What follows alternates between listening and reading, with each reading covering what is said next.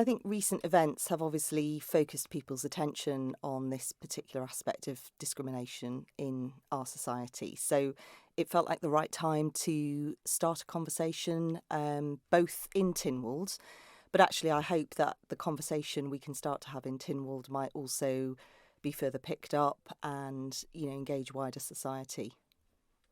You also hold the role of equality champion in Yes. Tynwald. Is this something that's been on your radar for some time now? It's a huge remit, the equality champion role. Obviously, we have our Equality Act, which is such a welcome step for the Isle of Man.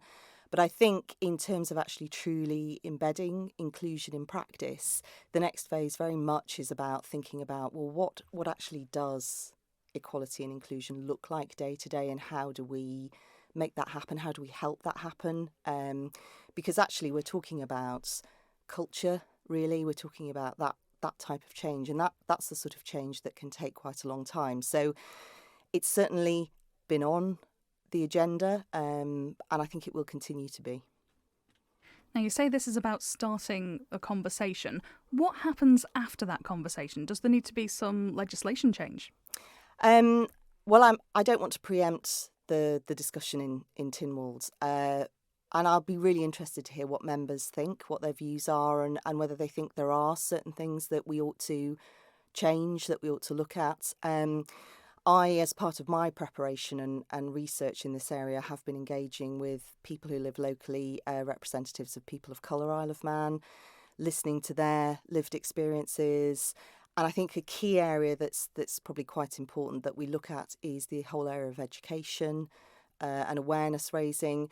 But I'm sure there are other things that members of the public would say, actually, we should also have a look at this. We've heard from people of colour Isle of Man that there is a lack of legal definition of racism on the Isle of Man. Is that something that needs clarifying? I think, obviously, the Equality Act itself specifies that discrimination in the different ways provided for under that Act is unlawful, and race in that context covers race, ethnicity and nationality. So I suppose it depends on the context in which you are trying to deal, what issue you're trying to deal with, and whether you think it's adequately covered.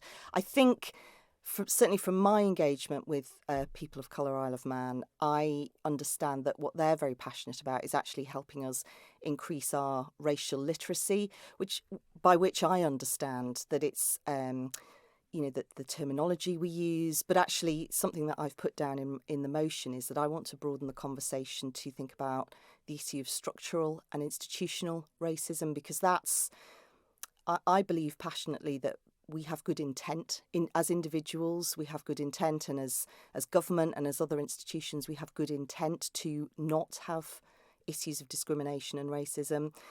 But actually, when you talk to people about their lived experience, the impact, that's not always the impact. So there's a disconnect sometimes between the good intent and the lived experience that some people have.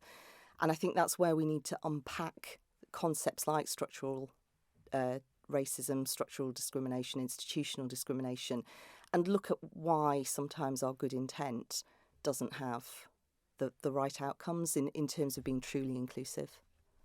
So when you talked about education then, is that a more broad issue then, not just education in schools per se, but education for everyone? Yeah, I do believe there's benefit for all of us. I mean, I certainly have been challenging myself, doing some really interesting reading. I think what's great about people of colour and also the Hardy Commission is that they're very keen to share resource, share information, have conversations. So I think you can talk about formal education, but actually we can all learn ourselves by the conversations we have and the research we do, and we can all kind of educate and understand more. Given the number of people we saw taking part in the Black Lives Matter march quite recently, does this show that there really is a demand from the public to see some action in this area? Yeah, I mean, I thought that was a really powerful protest on the Isle of Man, and I think, I mean, I'm proudly Manx, born and brought up here, and I've seen a lot of change over my lifetime in the Isle of Man, and I passionately believe we are a welcoming and open community, And I think more and more people want to make sure that they're not words, that we deliver that in all aspects of society. And so I think that interest in, well, how do we do this really well, goes back to that intent and impact point. I think people really are quite engaged in it and interested to challenge ourselves a little bit and say, well, what else can we do to make sure that we are truly welcoming and inclusive of everyone?